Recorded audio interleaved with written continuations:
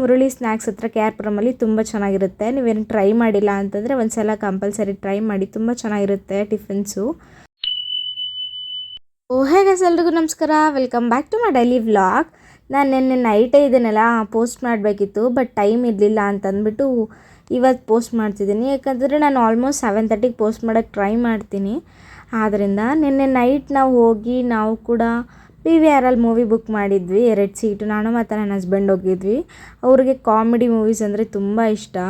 So ಒಂಥರ ಚೆನ್ನಾಗಿತ್ತು, comedy movie, Telugu movie. ಅದನ್ನು ಮುಗಿಸ್ಕೊಂಡು ನಾವು ನೈಟ್ ವಾಪಸ್ ರಿಟರ್ನ್ ಆಗ್ತಾಯಿದ್ವಿ. ಬರ್ತಾ ಇನ್ನು ಟೈಮ್ 10:30 ಆಗಿಬಿಟ್ಟಿತ್ತು. ಟಿಫನ್ ಏನು ತಿನ್ನೋಕ್ಕಾಗಲ್ಲ, ಟಿಫನೆಲ್ಲ ನೈಟ್ ಡಿನ್ನರೇನು ಊಟ ಮಾಡೋಕ್ಕಾಗಲ್ಲ ಅಂತಂದ್ಬಿಟ್ಟು ಅಲ್ಲೇ ಸೈಡ್ಗೆ ಹಾಕಿ ಒಂದು ಸ್ವಲ್ಪ ಪಾರ್ಸೆಲ್ ತೊಗೊಂಡು ಮನೆಗೆ ಬಂದು ತಿಂದು ಮಲ್ಕೊಂಡ್ವಿ.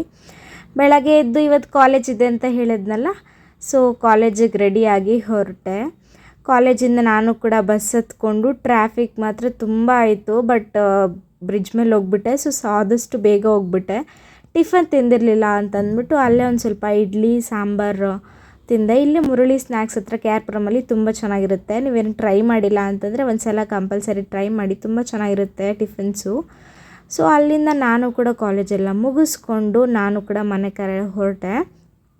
ಇಲ್ಲಿ ನಮಗೆ ಗೋಲ್ಗಪ್ಪ ತುಂಬ ಇಷ್ಟ. ಇವತ್ತು ಯಾಕೋ ತಿನ್ನಬೇಕು ಅನಿಸ್ತು. ಸೊ ಅದಕ್ಕೆ ಹಾಗೆ ಅದನ್ನು ಕೂಡ ಒಂದು ಸ್ವಲ್ಪ ತಿಂದ್ಕೊಂಡು ನಾನು ಕೂಡ ಬಸ್ಸಲ್ಲಿ ತುಂಬ ರಶ್ ಇತ್ತು. ಆದರೂ ಹೆಂಗೋ ಒಂದು ಸ್ವಲ್ಪ ದೂರ ಹೋದ್ಮೇಲೆ ಸೀಟ್ ಸಿಕ್ತು. ಕುತ್ಕೊಂಡು ಆರಾಮಾಗಿ ಮನೆ ಕಡೆ ನಾನು ಕೂಡ ಬಂದೆ. ಮನೆ ಕಡೆ ಹಾಗೆ ನಡ್ಕೊಂಡು ಬಂದು ನಾನು ಕೂಡ ಫುಲ್ಲು ಟಯರ್ಡ್ ಆಗಿಬಿಟ್ಟಿದ್ದೆ ಅಂತ ಅಂದ್ಬಿಟ್ಟು ಬೆಳಗ್ಗೆ ಟಿಫನ್ ಆಲ್ರೆಡಿ ಬಾಕ್ಸ್ ಹಾಕ್ಕೊಂಡು ಹೋಗಿದ್ದೆ. ಇವತ್ತು ಫುಲ್ ಡೇ ಅಂತ, ಬಟ್ ಇವತ್ತು ಹಾಫ್ ಡೇ ಅನ್ಫಾರ್ಚುನೇಟ್ಲಿ. ಸೊ ಇನ್ನು ಊಟ ವೇಸ್ಟ್ ಮಾಡೋದು ಬೇಡ ಅಂತ ಅಂದ್ಬಿಟ್ಟು ಅದನ್ನು ತಿಂದು ಒಂದು ನ್ಯಾಪ್ ಹಾಕಿ ಎದ್ದೆ. ಇಷ್ಟ ಆಗಿತ್ತು ನನ್ನ ಡೈಲಿ ವ್ಲಾಗ್ ಅಂತ ಹೇಳ್ತಾ ಬಾಯ್ ಎಲ್ರಿಗೂ, ಟಾಟಾ.